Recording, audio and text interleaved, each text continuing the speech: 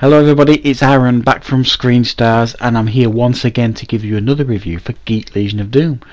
And today I'm bringing you the review for a Russian World War II war movie, Tankers, or as I began watching this film, it was actually called The Invincible.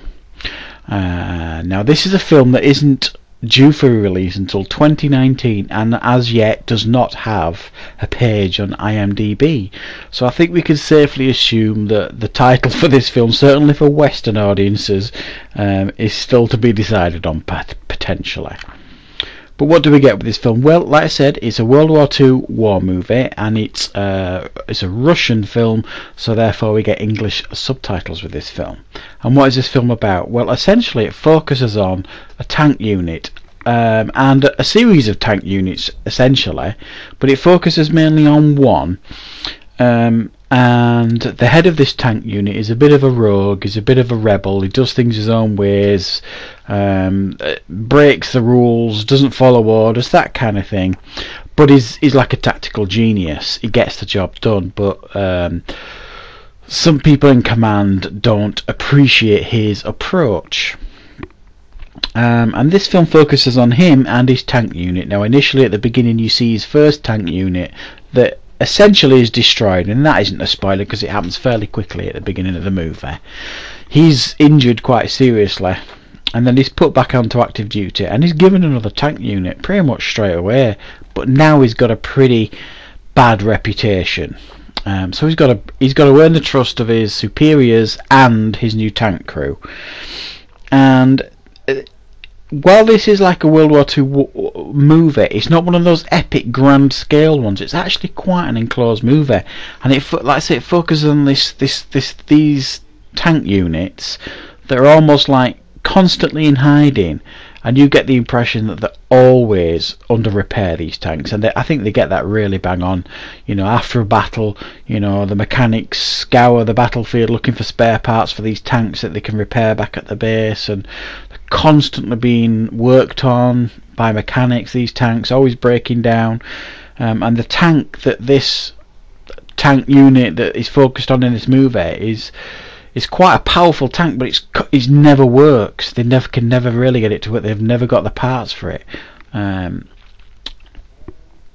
There is a female mechanic that comes on board that has some connection to this rebel tank commander. There is I won't spoil what that connection is. It does reveal it later on.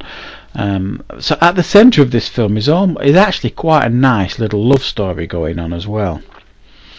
I will say straight off the bat, this film looks great. It definitely looks the part. It's very, very polished. It's not cheaply made or anything. It really does look. It's dirty and gritty and grimy, and you feel like you're there with them in the sense of how it's been filmed. The battle scenes overall are pretty impressive, and pretty gritty. And yeah, actually, the battle scenes really surprised me.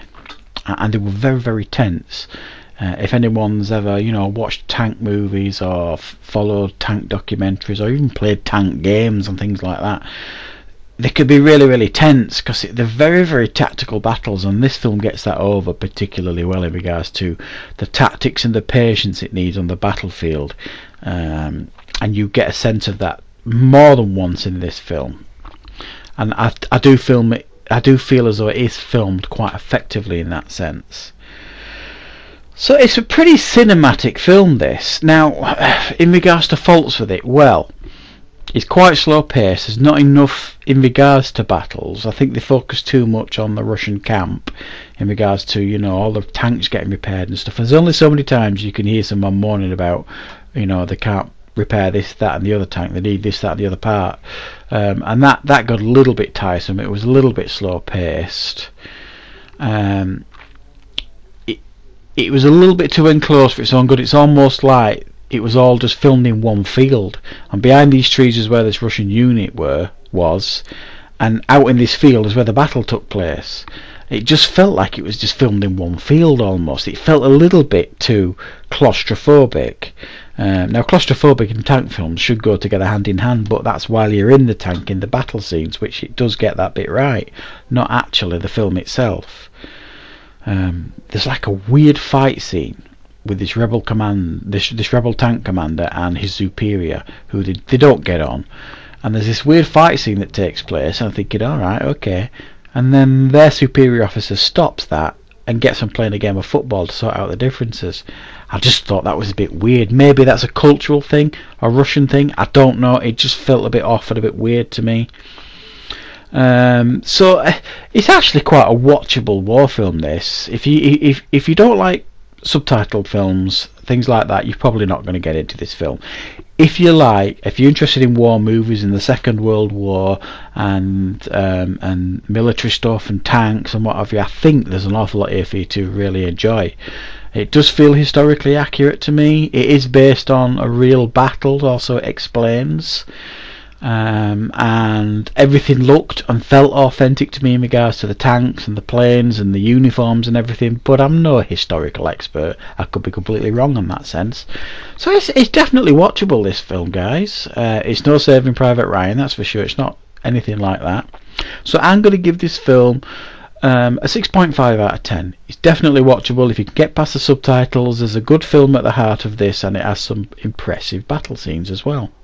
So I hope you enjoyed this review, and because this is such a new release and it's not even out till next year, I couldn't find any pictures or anything on this film, hence why I've just got this background behind me in regards to a tank. No pictures, so I couldn't do it my usual way, the review for this film. So that's how new this film is. It has not even been released yet, and it isn't likely to be released, certainly to Western audiences, until 2019. So thank you very much for watching, guys. I hope you enjoyed the review.